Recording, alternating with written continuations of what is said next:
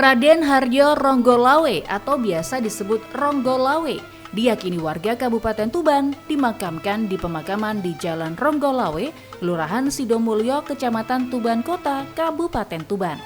Makam Ronggolawe di sini nyaris tak pernah sepi peziarah, baik dari dalam Tuban maupun luar Kabupaten Tuban. Ronggolawe merupakan sosok legendaris bagi masyarakat Tuban. Anak dari Aryo Dandang Wacono ini dikenal sebagai sosok yang kesatria. Hal tersebut dilihat dari kegigihan dan kepintaran beliau saat menjabat menjadi panglima perang di Kerajaan Majapahit. Selain itu, Ronggolawe juga memiliki jasa besar atas berdirinya Kerajaan Majapahit. Atas jasanya, Ronggolawe dihadiahi sebuah daerah yang kini menjadi Kabupaten Tuban oleh Raden Wijaya yang kala itu menjabat sebagai Raja Majapahit. Peristiwa tersebut terjadi pada tanggal 12 November 1293. Ini membuat tanggal 12 November dijadikan sebagai hari jadi Kabupaten Tuban hingga saat ini. Meski belum ada catatan sejarah yang menunjukkan adanya makam Ronggolawe, karena pada masa itu penduduk Nusantara masih menganut agama Hindu-Buddha dan saat meninggal mayatnya akan dibakar, namun masyarakat setempat percaya bahwa makam yang ada di Kelurahan Sidomulyo, Kabupaten Tuban ini merupakan tempat pesarean atau tempat peristirahatan para adipati Tuban. Di dalam makam tersebut terdapat 12 makam, masing-masing makam Raden Haryo Ronggolawe, Raden Haryo Sirolawe, Raden Haryo Sirowenang, Raden Haryo Leno, Raden Haryo Dikoro, Raden Haryo Tejo, Raden Haryo Blabar, Kiai Ageng Batulare, Nyai Agung Manila, Nyai Roro Kuto, Nyai Ageng Gungsian, dan Raden Ajeng Haryo Tejo. Menurut juru kunci makam Ronggolawe, Rofik, peziarah ramai di saat memasuki bulan Syuro, sedangkan paling sepi saat bulan Ramadan. Di dalam cengkup makam Ronggolawe itu ada 12 makam. Ya. Salah satunya yaitu makam yang paling sepuh, itu makamnya Ronggolawe.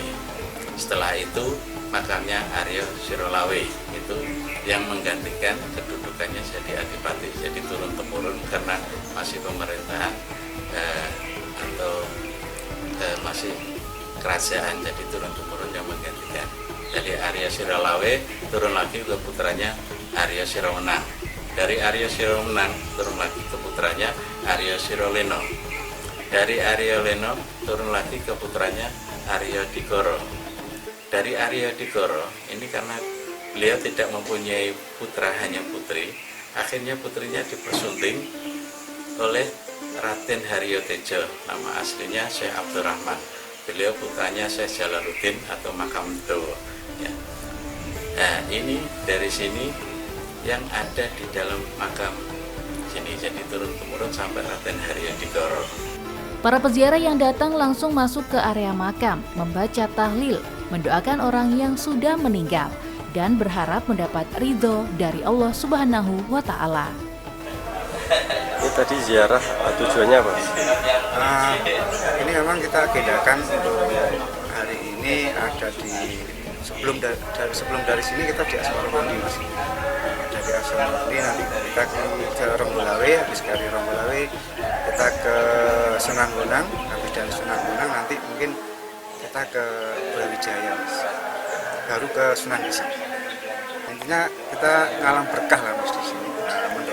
Mendoakan para wali, minta restunya, barokahnya. Dalam sejarahnya, Ronggolawe dianggap sebagai pengkhianat karena memberontak terhadap Majapahit. Namun, pemberontakan ini terjadi akibat intrik yang ada di dalam lingkaran istana. Ronggolawe tewas dalam pertarungan dahsyat di Sungai Tambak Beras, Jombang. Meski demikian, dalam sejumlah literatur, Ronggolawe tetap dianggap menjadi pahlawan bagi Majapahit. Raden Wijaya mengampuni semua anggota pasukan Ronggolawe dari Tuban yang terlibat pertempuran tersebut. Bahkan keturunan Ronggolawe masih diberi wewenang untuk memimpin Tuban. Ziki Muhammad, Husni Mubarak, CTV Tuban.